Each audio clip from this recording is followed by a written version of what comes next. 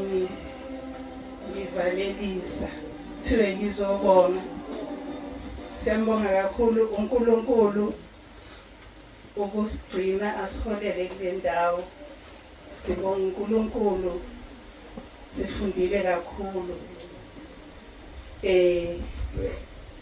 Mangihamba ntambama izolo kuye kwaba khona nje enhlizweni yami ukuthi efakazini bonke obebukhona la ngiyongixolela ke ngibuye ngikhuluma isiZulu sangakithi.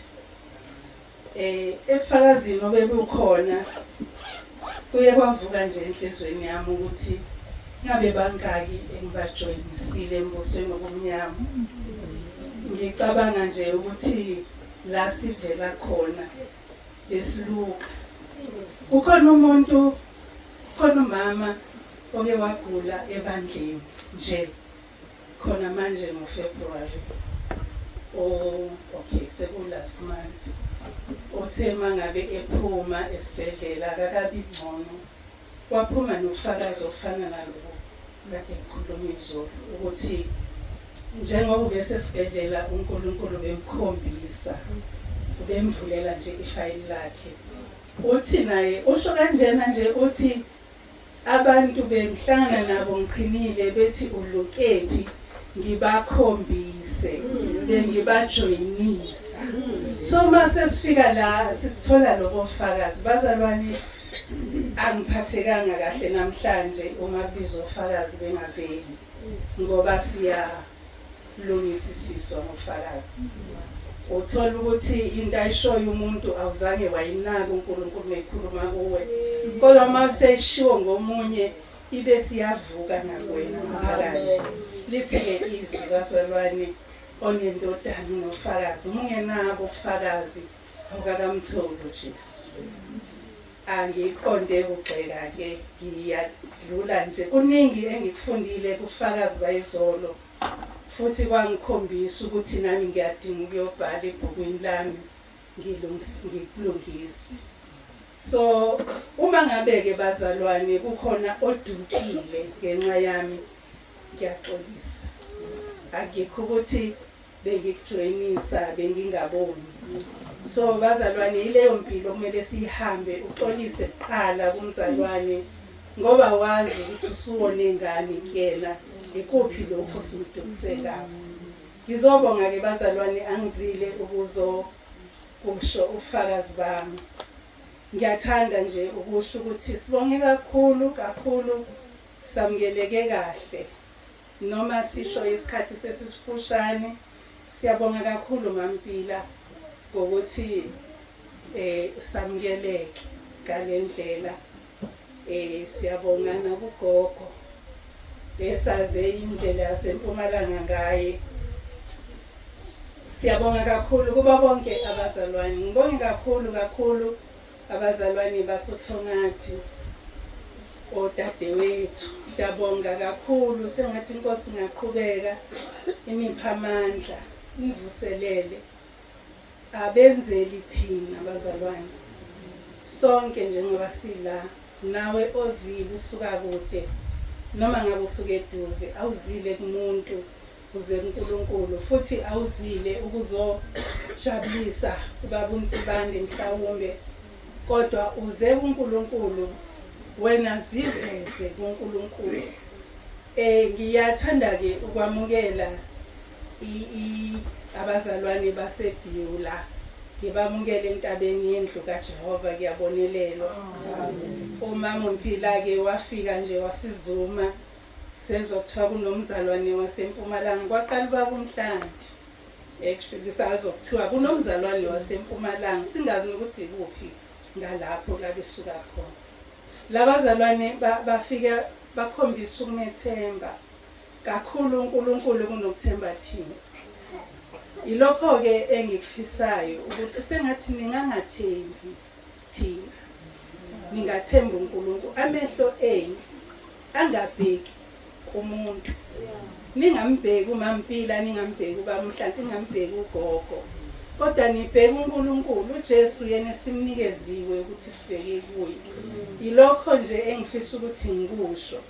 So uma Mpila mayefika laphayana angazi noma wayithula naye report ukuthi wafica abantu nje angazi ngizobabeka njengani 6 abantu nje abangenayo lento yokuthi abazalwane besikhathi samanje nje abazalwane besikhathi samanje bahle bacacile ngithi ngiyakwazi lokho basebenzela umbuso othize okhokhela manje kodwa wafica abazalwane abasebenzela umbuso okhokhela ngesikhathi esizayo indaba ekude kuthiwa indavundavu kodwa ke siyambonga uNkulunkulu ukuthi kuleyo ndavundavu babona ukuphila ngoba ababukanga abantu kodwa babheka uJesu. So namhlanje ke bazalwane size la siyanamukela abakhonza nomama uMpila nabasazo uNkulunkulu abahole. Ngifisa ukugcizelela ke lokhu bazalwane ukuthi ake silinde sihole uNkulunkulu. Ngesinye isikhathi uyaphenduka usindiswe athi uNkulunkulu kunabantu bami ngibadinga la ukhona phendula bona kuqala angafana kukhiphi. Siyathanda ke thina singabantu ukuyizwela sikuyi-comfort zone sikhululekile la sikhona kanti mhlambe la bezokuphikisa khona ila uNkulunkulu ezobona khona ukukholwa kwakho ukuthi umthanda kangakanani. So bazalwane ngaphambi kokuthi uvalelise ebandleni lakho iphile impilo kaKristu ubonakale bathi mabethi hayi ivangeli lakho liyabheda bechitha uthi kodwa limile liqiniso aliguquki ngoba lisekelwe yizwi likaNkulunkulu. Ilokho ke bazalwane engifisa ukusho siyabonga kakhulu siphathekile kahle sidlena kamnandi sadla kahle silale kahle noma ke la silale khona sanje lo gesi kaningana kodwa nje silale kahle sibonga nje uNkulunkulu kakhulu ngakho konke siyamkholwa ke uNkulunkulu sibonga nale ndawo enkulu kangaka bazalwane izoba sekutheni niyakhula la kodwa ke ngizwile umfundisi umama uMpila ndombaba bethi bazokwakha indle enkulu. Makwakhiwa indle enkulu ke kudinga kungena imphefumulo eminingi iphile. Uma ngabe ke bazalwane sizobukela phansi sithi semkhukhwini asikwazi nokugqoka icox la emkhukhwini akuzi kuhamba kahle ngoba ezulwini asihambi nalo. Ngeke ngabheka nje ukuthi bazalwane sinaka izinto engenamsebenzi ubheka ukuthi ngisazothenga imoto ngisazokwakha umuzi athi uNkulunkulu siwula ngiyawulanda namhlanje ngiphefumulo bese yasala indlu icebezela isala imoto iyintsha ingeke noma bengaze bekufake naye emgodini ungeke uhambe ngayo. So ake sinakeni okwaphezulu la ekhona uKristu. Siyambonga kakhulu uNkulunkulu ngabo bonke abalekelele sibonga abashayela insimbi. Ngiyafisa abantwana bami uNkulunkulu anizwele anisize ningagcini ngokuthi nizodlala enkonzweni kodwa nibe nizodumisa uNkulunkulu ngekhono angiphelo. Bese ngiyabonga kakhulu kubaphathi bohlelo siyambonga kakhulu uNkulunkulu kuzolunga nomthetho ngasabi yonke into inesikhathi sayo uzolunga kuzohamba kujwayeleke. Bese ke futhi ngixolise kakhulu kwabajwayela ithomoya ikhontomoya eswazi la Mpumalanga ikhona asinayo ke entabeni uma uyijwayele nje qala manje uyikhuze uthi makhala insimbi uyayiqoqa asinayo nje ithomoya asinayo nje entabeni yababazi uMamnyathi asinayo nje entabeni ithomoya kodwa ke asisho ukuthi uNkulunkulu akadunyiswe yadunyiswa.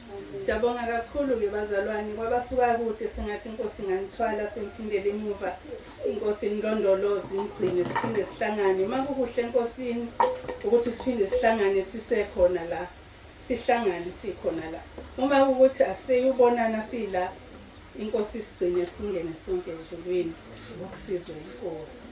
Ngiyafisa ke ukunishiya nezwi esizolithola lapha encwadini yamaHebheru izwi lokuvalelisa bazalwane sizolithola kumaHebheru 6 siqala ukufunda kuverse 7 amaHebheru chapter 6 angishumayeli izwi lokuvalelisa.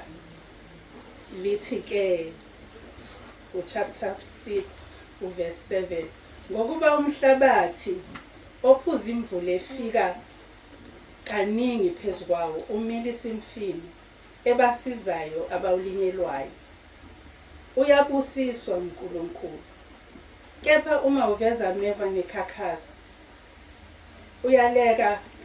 uyaleka useduze nokuqalekiswa ukuphela kwawo kungukushiswa kepha siyathemba ngani bathandekayo okuhle kunalokho ngisho okuqondene nokusindiswa noma sikhuluma kanje ngokuba uNkulunkulu kasiyo ngalungile ukuba khodwe umsebenzi wenu nothando enalibonakalisa ngakulo igama lakhe lokhu nibakhonzile abancele nisabakhonza uJesu Kristu uyinkosi. Ngiyathanda nje bazalwane sigxile kakhulu ku verse 7 uNkulunkulu izwi alehlise kule ndawo imfino ivele iveze izithelo kuthiwe izithelo zethu zihlali uJesu Kristu oyinkosi. Jesu Kristu Jesu lawa lomphefumulo